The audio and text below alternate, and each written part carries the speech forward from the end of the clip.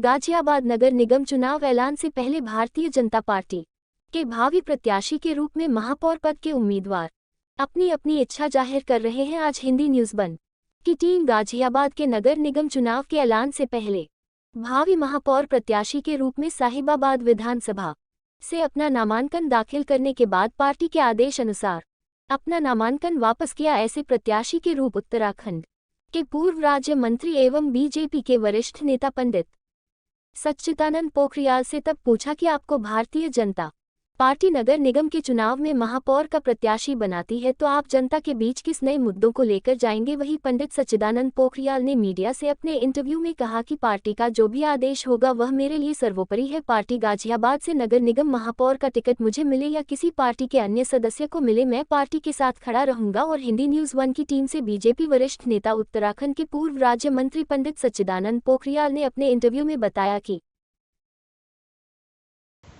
आप सबको सच्चिदानंद पोखरियाल का नमस्कार। देखिए, मैं पार्टी का एक कार्यकर्ता हूं और पार्टी जो भी दायित्व देगी उसे सहर्ष स्वीकार करेंगे।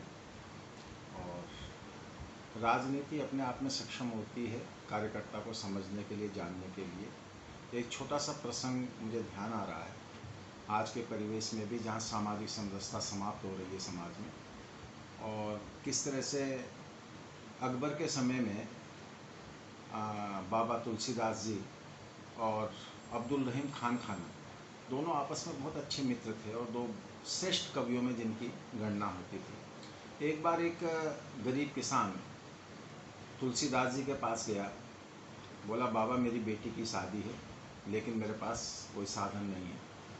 तो तुलसीदास जी ने कागज़ में एक पंक्ति लिखी और उनको अपने मित्र अब्दुल रहीम खान के पास भेजा और उसमें लिखा कि सुरतीय नरतीय नागतीय यह चाहूँ सब कोई। और इतना लिखना था। वो किसान उस पत्र को लेकर के जब रहीम जी के पास पहुंचा, रहीम जी जो थे अकबर के दरबारी कवि थे, श्रेष्ठ कवि थे अकबर के दरबार के, तो वो पढ़ा उन्होंने तो वो समझ गए कि ऐसी कौन सी वस्तु है जिसकी जरूरत सुर, नर, गंधर्व, किन्नर सबको होती है। तो उन्होंने पढ़ा कि सुरतीय नरतीय नागतीय यह चाहूँ सब कोई। तो उन्होंने बहुत सारा धन दे करके उस किसान को लौटा दिया और नीचे उस पंक्ति को पूरा लिख दिया कि गोद लिए हुलसी फिरे तुलसी सो सुत होए। अब कहने का मतलब मेरा यहाँ ये है कि राजनीति अपने आप में परिपूर्ण होती है। वो सब कार्यकर्ताओं की मनोदशा को समझती है, स्थिति को समझती है। और जब अगर हमारी भारतीय जनता पार्टी तो वैसे भी एक बहुत वरिष्ठतम लोगों का और एक बुद्धिजीवी लोगों का एक राजनीतिक संगठन है, और जब कभी उन्हें लगेगा कि सच्चिदानंद शर्मा को मेयर का चुनाव लड़वाना है तो ये उनकी रजा है। हम तो एक कार्यकर्ता हैं, कार्यकर्ता के रूप में काम कर रहे हैं। मैं तमाम प्रवासी संगठनों का, खासकर से उत्तरांचल समाज, पूर्वांचल समाज, अपना सिख समाज और पंजाबी समाज और तमाम जो जितने भी प्रवासी समाज यहाँ रह रहा है, एक मन में आया कि हमें जो है सामाजिक दृष्टिकोण से भी, राजनीतिक रूप से तो भारतीय जनता पार्टी के कार्यकर्ता होने के नाते हम निकालते ही हैं, तिरंगा यात्रा भी निकालते हैं, समय समय पे जो प्रोग्राम आते हैं उसमें शरीक होते हैं। लेकिन मेरे मन में आया कि हमें सामाजिक संगठनों को लेकर के भी राष्ट्रवाद की इस मुहिम पर मोदी जी ने जो इतना बड़ा संकल्प लिया है कि घर घर तिरंगा पहुंचाने का काम किया है, तो मैंने अपने दिमाग में सोचा कि इसमें समाज की भी सहभागिता होनी चाहिए। और इस विषय को लेकर के मैं तमाम सामाजिक संगठनों से मिला और मुझे बड़ा गर्व होता है अपने गाजियाबाद के प्रबुद्ध लोगों पर कि 14 अगस्त 2022 को इतना जन सैलाब यूपी गेट पे इकट्ठा हुआ और हमारे माननीय जनरल वीके सिंह जी, जो इस क्षेत्र के बहुत ही लोकप्रिय यशस्वी हमारे सांसद हैं, उन्होंने बहुत समय दिया। वो लगभग 11:15 बजे से और 1:30-2 बजे तक हमारे साथ रहे। यात्रा में जगह जगह उन्होंने जो है चिलचिलाती हुई धूप में हमारे कार्यकर्ताओं के साथ घर घर उन्होंने झंडे लगाने के काम किए। इससे कार्यकर्ताओं को और सामाजिक क्षेत्र में लोगों को एक बहुत बड़ा संदेश जाता है। और मुझे लगता है कि राष्ट्रवाद का जो ये पहला प्रयोग आज़ादी के बाद आज तक कभी भी ऐसा नहीं हुआ और मैं मोदी जी का विशेष रूप से आभार व्यक्त करता हूं। और मोदी जी की जो कल्पना है राष्ट्रवाद की, और हमारे योगी जी जिनके नाम से यहाँ तमाम जन समूह एकत्रित हो जाता है, तो योगी जी और मोदी जी के नेतृत्व में देश और राज्य प्रगति के मार्ग पर है। और आज तमाम कार्य पीछे छूट गए हैं। सबसे पहले अग्रणीय जो हमारा नारा भी है, सबसे पहले राष्ट्र, उसके बाद पार्टी और अंत में स्वयं, तो वो आज ज़मीनी स्तर पर दिखाई दे रहा है। मैं तमाम प्रवासी जनों का हृदय से आभार व्यक्त करता हूं कि उन्होंने इस तिरंगा यात्रा को भव्य स्वरूप देने में और बहुत ही बृहद स्वरूप देने में, और ख़ास करके मातृशक्ति जिस तरह से उमड़ी है वहाँ पर, मैं मातृशक्ति को भी और उनके राष्ट्रवाद की प्रेम और भावना को भी नमन करता हूँ। तो क्या इच्छा जाहिर कर रहे हैं आप मेयर चुनाव के लिए, कि अभी क्या लगता है आपको? नहीं, मैंने पहले ही कहा ना कि राजनीति अपने आप में सक्षम होती है और पार्टी जो भी दायित्व देगी उसके लिए हम तैयार हैं। और अगर हमें अवसर मिलेगा तो पार्टी का आदेश जैसे होगा, नहीं तो जिसको भी पार्टी टिकट देगी हम उसे जो है पूरे तन मन धन पूरे मनोयोग से उसे चुनाव लड़ाएंगे।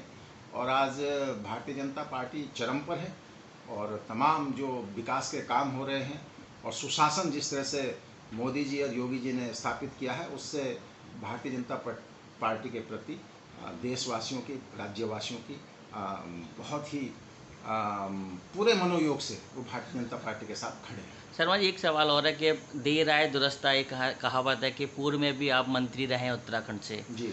और अभी आपने विधानसभा चुनाव में टिकट भी मांगा।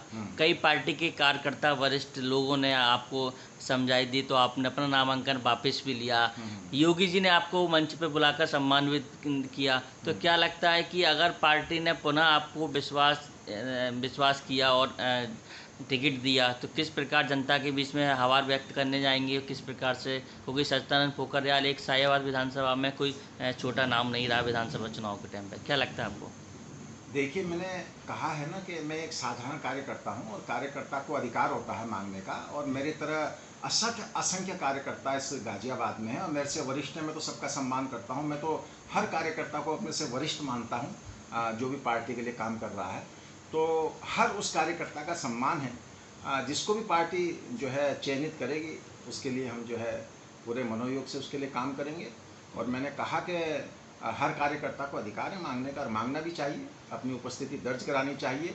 लेकिन मुझे कहीं ना कहीं थोड़ा सा जो मेरे भीतर लगता है कि जैसे मैंने कहा कि प्रवासी समाज के प्रति भी संगठन को सचेत रहना चाहिए। हमारे तमाम प्रवासी लोग यहाँ बस रहे हैं, उन प्रवासी लोगों को भी अवसर मिलना चाहिए, चाहे संगठन में हो, चाहे अब निकाय चुनाव आ रहा है, निकाय चुनाव में उनको जो है बहुत योग्य कार्यकर्ता हैं। और राजनीति में सबकी सहभागिता होनी चाहिए, तमाम लोगों की सहभागिता होनी चाहिए। हम जाति के आधार पर टिकट देते हैं, समाज के आधार पर टिकट देते हैं। तो मुझे लगता है कि कहीं ना कहीं जो हमारी प्रवासी समाज है, यहाँ उत्तरांचल है, पूर्वांचल है, पंजाबी समाज है, सिख समाज है, और भी तमाम हमारे प्रवासी लोग यहाँ पर बसे हुए हैं, सबको जो है अवसर मिलना चाहिए। तो क्या लगता है कि योगी जी इस प्रवासी चीज़ जो आप बोल रहे हैं उस पर ध्यान देंगे? ध्यान नहीं देंगे। उन्होंने यहाँ गाजियाबाद में एक नया इतिहास खड़ा किया है। हम बहुत समय से, लंबे समय से हम उत्तरांचल और पूर्वांचल भवन इस गाजियाबाद में मांग रहे थे, और हमारे यशस्वी मुख्यमंत्री योगी आदित्यनाथ जी ने पूर्वांचल की संस्कृति, उत्तरांचल की संस्कृति को मजबूत करने के लिए, वो उसका संवर्धन और संरक्षण करने के लिए यहाँ उत्तरांचल वासियों को 1600 वर्ग मीटर ज़मीन दी है, पूर्वांचल वालों को 1700 वर्ग मीटर ज़मीन दी है। तो ऐसा नहीं है, हमारे योगी महाराज जी सबका ध्यान रख रहे हैं। और उन्होंने आकर के कहा भी था कि उत्तरांचल मेरी जन्मभूमि है और पूर्वांचल मेरी कर्मभूमि है। तो ऐसा नहीं है, वो सबको साथ लेकर के चल रहे हैं। और मैं बहुत आभार व्यक्त करता हूँ कि माननीय योगी जी ने जिस तरह से एक संदेश दिया है गाजियाबाद में, दोनों संस्कृति को बढ़ावा दिया है, दोनों संस्कृति के संरक्षण और संवर्धन के लिए काम किया है। उसमें हमारे जनरल वीके सिंह साहब ने, जो हमारे क्षेत्रीय सांसद हैं, उनकी बहुत अहम भूमिका रही है। हमारे नगर निगम में हमारी बहन आशा शर्मा जी की बड़ी जो है भूमिका रही है। हमारे तमाम पार्षदगण जितने भी हैं, सब ने हमें लिख करके दिया है कि यहाँ उत्तरांचल और पूर्वांचल भवन होना चाहिए। उन सबके सहयोग से आज यहाँ भवन निर्माण का कार्य चल रहा है। और मैं तमाम प्रवासी जनों की तरफ से अपने यशस्वी मुख्यमंत्री योगी आदित्यनाथ जी का आभार व्यक्त करता हूँ।